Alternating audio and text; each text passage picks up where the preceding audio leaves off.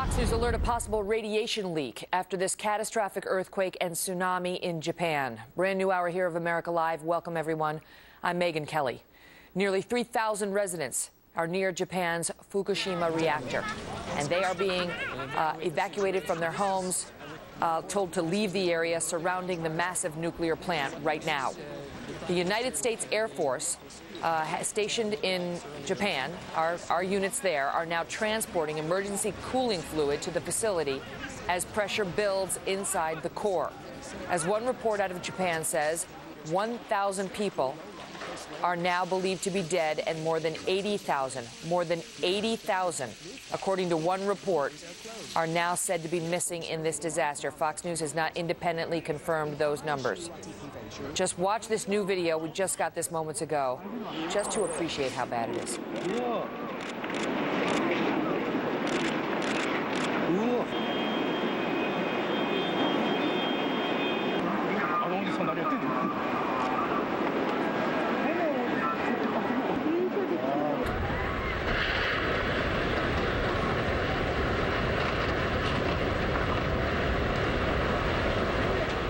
It is terrifying to see. You can only imagine what folks on the ground actually experienced. Trace Gallagher has been monitoring all of this from our West Coast newsroom. Trace?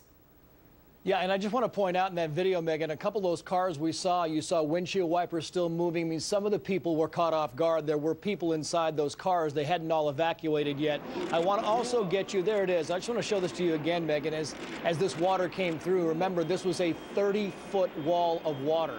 And as it goes on, you see the windshield wiper there going on. As this thing continued 3 miles inland, it kept churning up. It had debris inside that, and the debris is as dangerous, maybe even more dangerous than the water itself, because the water is moving so rapidly that these become lethal weapons. I want to go now to the latest, this nuclear power plant, because this is the big breaking story right now. And we're being told that Japanese authorities are telling us they will apparently release some radioactive vapor from this because they want to keep this thing from blowing. They're telling us that the pressure is now at 1.5, 1.5 times what is normal for the pressure because the cooling system there failed. They are trying, along with the help from the U.S., to bring in new cooling liquids to keep this thing from blowing. But again, 1.5 times the pressure is building, so they will have to release some radioactive vapor. Also keep in mind, there are 3,000 people who live within a 2-mile area of this nuclear power plant.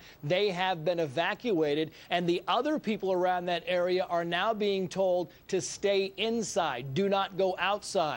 And just for a reference, this is about 170 miles north of Tokyo, and it's about an hour and a half to 2 hours south of Sendai, the area that got hit by the massive wall of water. We're keeping our eyes very closely on this story to see how this develops. We want to show you, if we can, very quickly some of the roads, because this is a major obstacle now for some of the crews out there. You talk about thousands being missing, Megan, and the truth is they have to get to those people, and when the roads are in this condition, it makes it much more difficult for the first responders, the rescue teams, to go out there and do their search and recovery missions. This is kind of an illustration of how decimated the northern part of that country is, all the way down to Tokyo. It's unclear as you look at these pictures, was this caused by the water? Or was it caused by the 8.9 magnitude earthquake? It's just really hard to tell.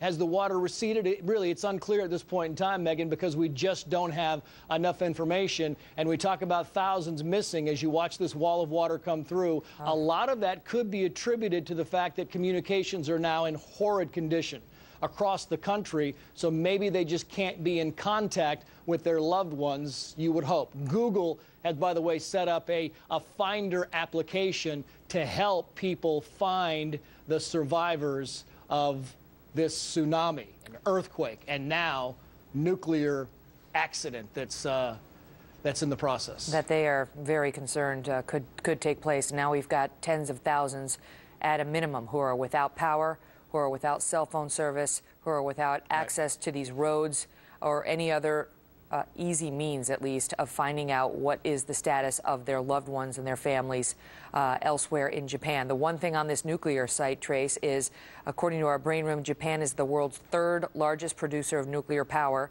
and nuclear energy there provides 30% of the country's electricity. They are experts at dealing with nuclear power and nuclear power plants, and they have redundancies after redundancies for just this sort of problem where, I mean, they know what to do. It is a controlled radiation leak that they have decided to allow in order to help with this cooling problem, but it is under control for the moment in an effort to try to contain the cooling problem. So that is something that people can take heart in, that from what I'm being told, you can ask for better experts on the site taking care of the situation, but we'll continue to watch it. Trace, thank you so much. Okay. Well, some of the most incredible images from Japan are being captured in still shots. Small airplanes and automobiles swept away like toys by a massive wall of water. Look at this. Look at them strewn about. This is the terrifying sight residents in many coastal Japanese villages witnessed firsthand as the catastrophic waves swallowed up their homes. There's no outrunning it, folks. When it comes across the ocean, it goes around 500 miles an hour. By the time it hits shore, it's around 50 miles an hour, maybe 30 miles an hour, but you cannot outrun a tsunami wave.